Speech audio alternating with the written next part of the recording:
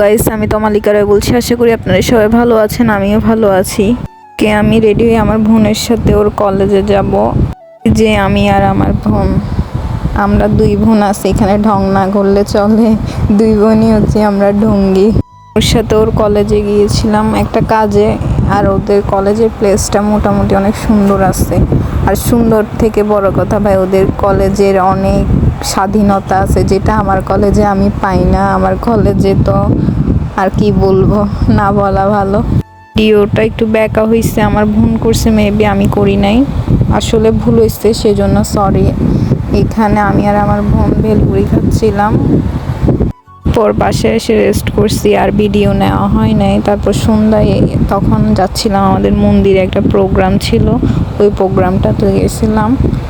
এখানে বসেছি, আর এখানে কাব্য আর আমি বসেছিলাম। কাব্য এই পাশে ও পাশে দেখতেছিল, আর আমাকে বলতেছিল পিসি কখন শেষ হবে, কখন শেষ হবে, আমরা কখন বাসায় যাব।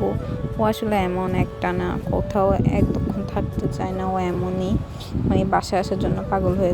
তো ভালো লাগলে ভিডিওটি লাইক, কমেন্ট, শেয়ার, সাবস্ক্রাইব করবেন। Thanks for watching.